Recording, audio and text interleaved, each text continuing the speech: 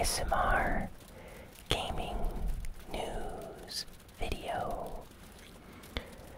Please hit that like button. Sit back, relax, and let's begin. So you might hear some rain sounds in the background, and that is because it's raining today. So hopefully that makes this video even more relaxing than usual. So, first piece of news this week is for the Overwatch fans out there.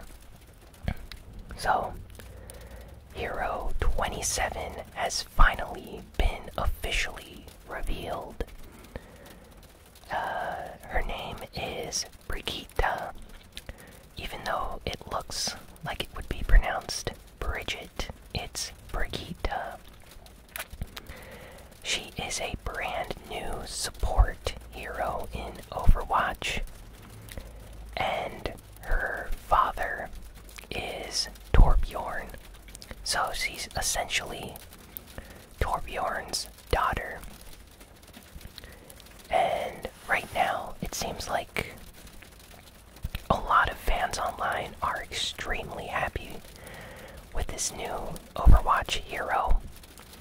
She has a lot of really unique abilities. So, she kind of looks like a mini Reinhardt, but she has abilities like Lucio. And basically, she has a flail attack that does a wide range of damage to enemies nearby. She has a stun attack, similar to, let's say, McCree's flashbang grenade, where he can stun an enemy. Brigitte can do the same thing.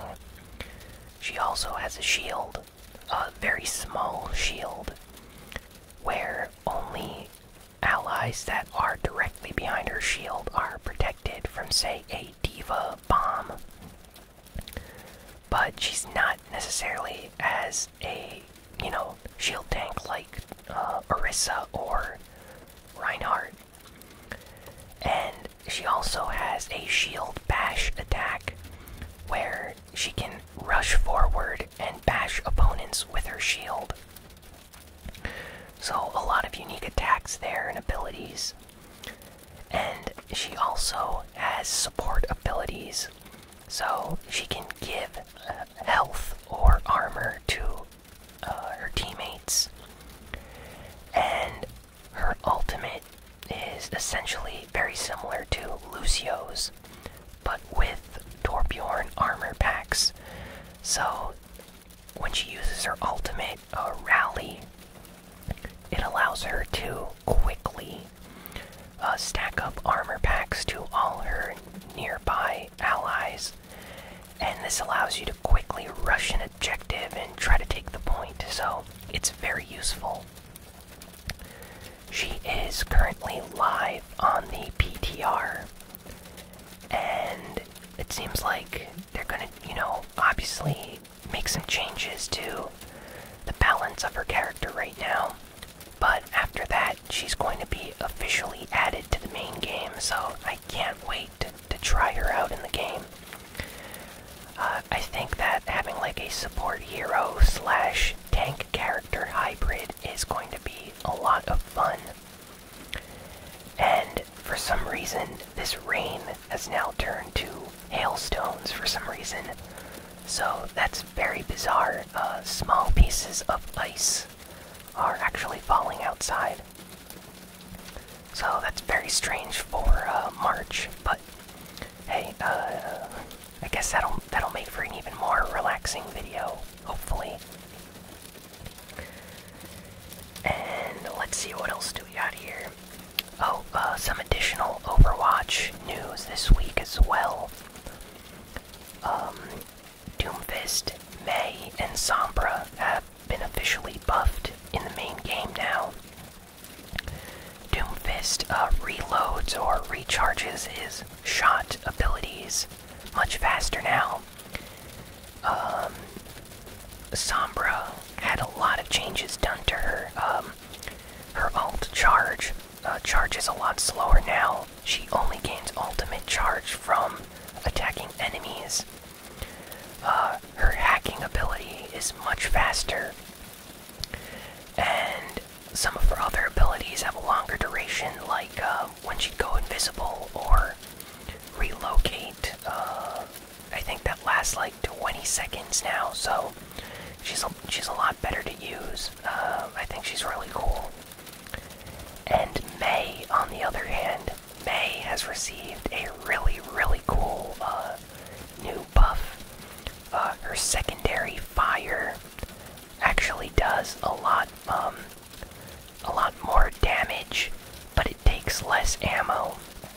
So that's very nice.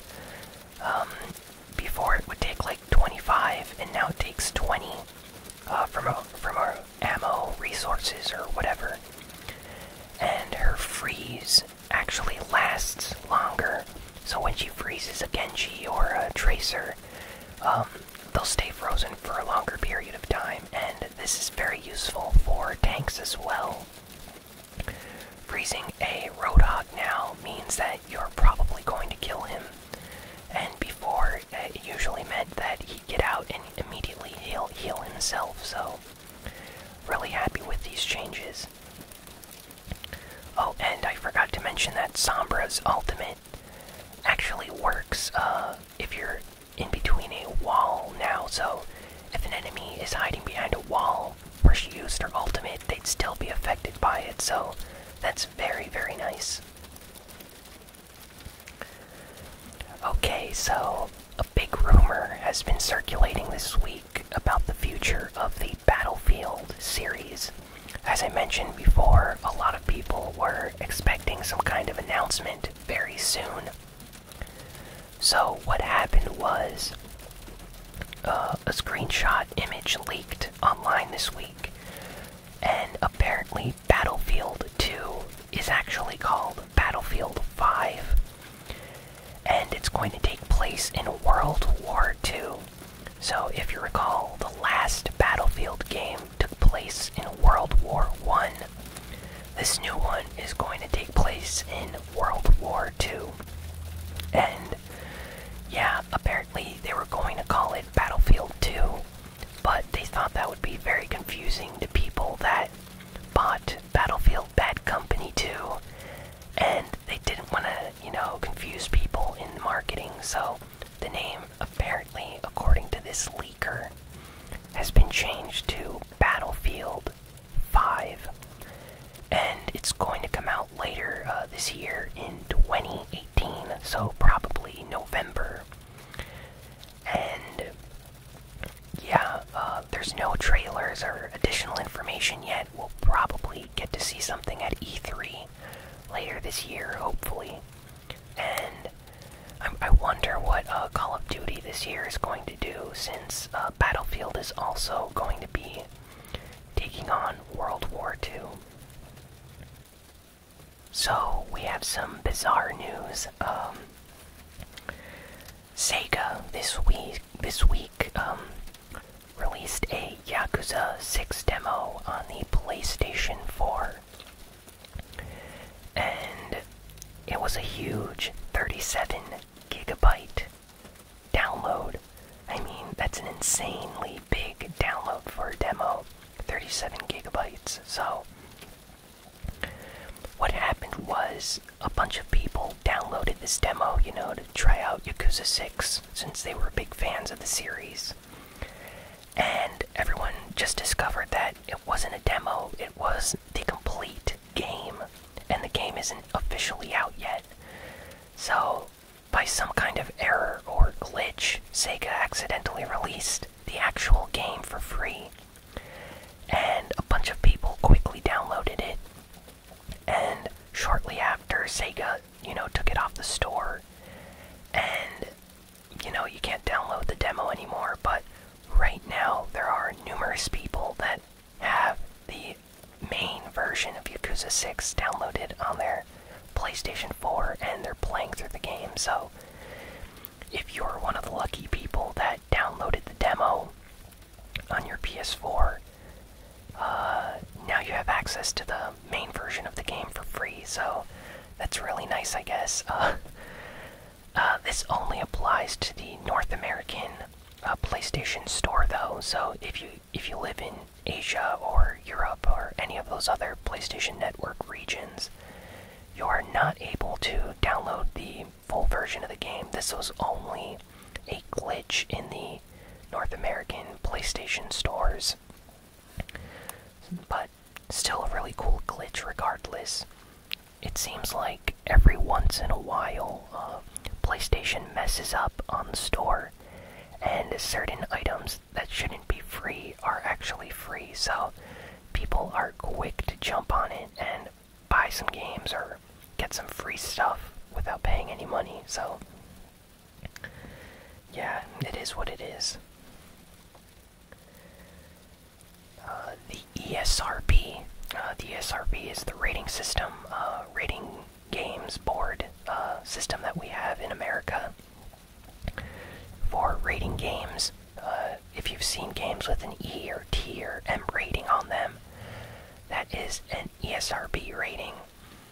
Well, this week, the ESRB stated that in the future they're going to start putting a microtransactions label on the back of games with microtransactions. So this is because of the whole loot box controversy that's been going on this past since last year, I'd say, since Battlefront 2 came out, and it was a huge mess with loot boxes and microtransactions. It led to this, and basically every game now that has DLC or a season pass or microtransactions is going to have this label behind the box now. And the ESRB did not say when they are going to start doing this. They just said that they plan on doing this in the future, so it could be in a few months or a year from now. We do not have any information about that yet.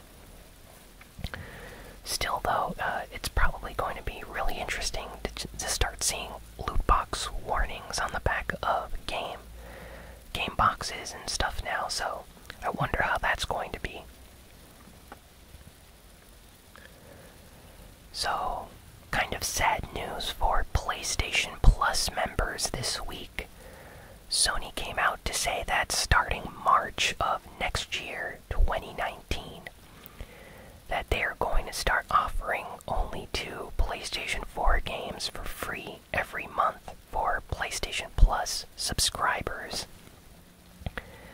And that they will no longer offer PlayStation Vita or PlayStation 3 games for free each month. So, what they're doing right now is every month you get 2 PlayStation 4 games, 2 PlayStation Vita games, and 2 PlayStation 3 games. But starting next year, they're not going to do this anymore, and you're only getting 2 PlayStation 4 games. So, that's kind of disappointing. I understand why they're doing this.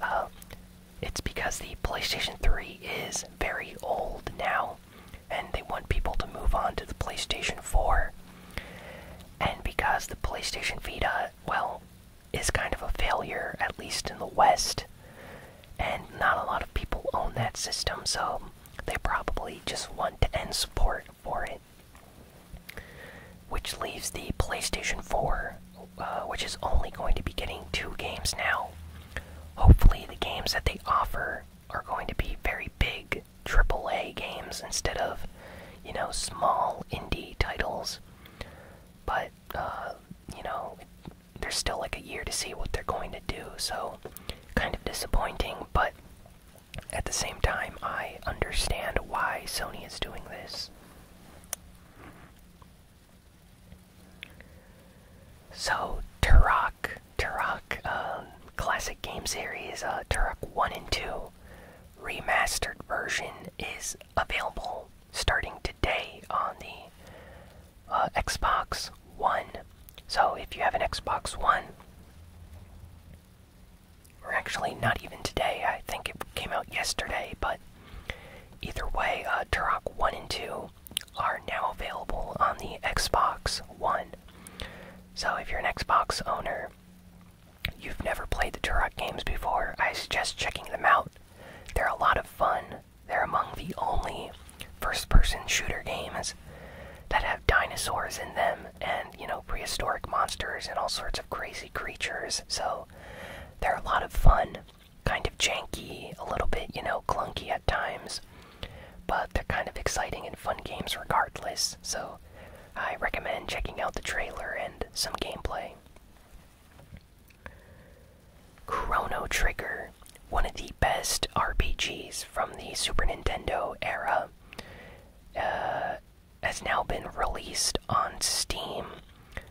Randomly this week, Square Enix just posted a trailer. And yeah, the game's out now. It's on Steam. And a lot of people were really excited about this. The Chrono Trigger fanbase is very big on the internet. But shortly after the announcement, people started purchasing the game. And they noticed that the game is actually a port of the iOS and Android mobile phone version of the game, which is very poor. It's one of the worst ports of a classic game. Apparently the art style is very blurry, and they've made changes to the game that aren't necessarily good. So a lot of fans are very disappointed about that. In my opinion, they should have ported the Nintendo DS remake version onto the Steam store instead of porting this mobile phone version of the game. But not sure why Square Enix did this, but hopefully when they port it eventually to the Switch or PlayStation 4, they use the DS version instead of this mobile phone version of the game, because I'm not a fan of how this new version looks. I really like the sprite artwork for the 2D sprites in the original game, and this version really smooths everything out. Like, it smoothens the pixels, and everything just looks kind of blurrier, and I don't like it. But, Chrono Trigger is still an amazing game, so if you've never played Chrono Trigger before, I'd still say pick up this version of the game, because regardless of how it looks, the game is still amazing.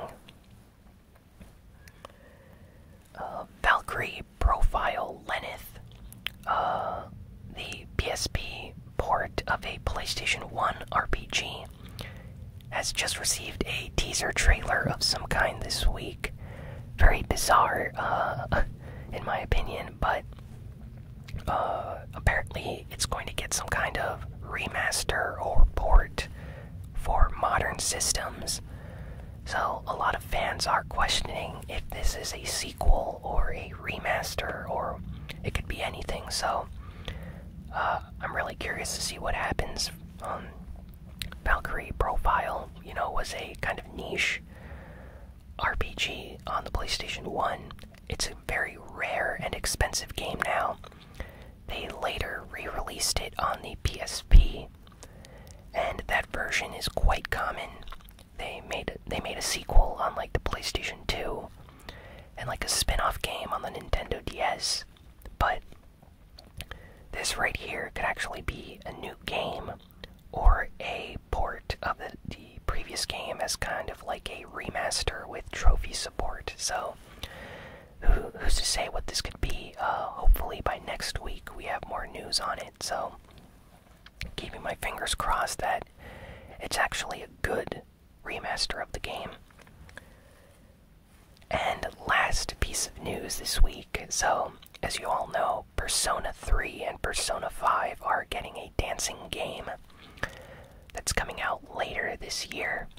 And Atlas has released a new trailer for some DLC that will be featured in the game. And these DLC costumes are for classic Shin Megami Tensei characters. So, as a big Shin Megami Tensei fan, probably a bigger SMT fan than a Persona fan. I'm really excited about these costumes. We have a Demi-Fiend costume from Shin Megami Tensei Nocturne from the PlayStation 2. We have an Aleph costume from Shin Megami Tensei 2. And yeah, just lots of different characters from the Persona universe wearing costumes from the Shin Megami Tensei games. So, really excited about that. Kind of disappointed that there's not, music from the SMT games in the Persona game, Dancing All Night game, but I'm still happy with the costumes. Hopefully, in the future, Atlas makes a Shin Megami Tensei dancing game. That would be really crazy to see, especially since the characters in those games are very serious for the most part, so seeing them dancing in a game is going to be really bizarre, so hopefully Atlas does that eventually. Well, that's all the news for this week. Kind of a slow news week, not much Nintendo news or, news in general. The biggest piece of news, of course, is the Overwatch stuff, so really happy about that. Thanks for watching this video. Please be sure to like, comment, share, and subscribe. Tell me what your favorite piece of news this week was in the comments, and add me on Twitter at ASMRGamingNews. Add me on Twitch at twitch.tv/ASMRGamingNews, and I'm probably going to be online playing Fortnite this weekend, so come join me. We can have some fun games together. So, see you all next time. So long.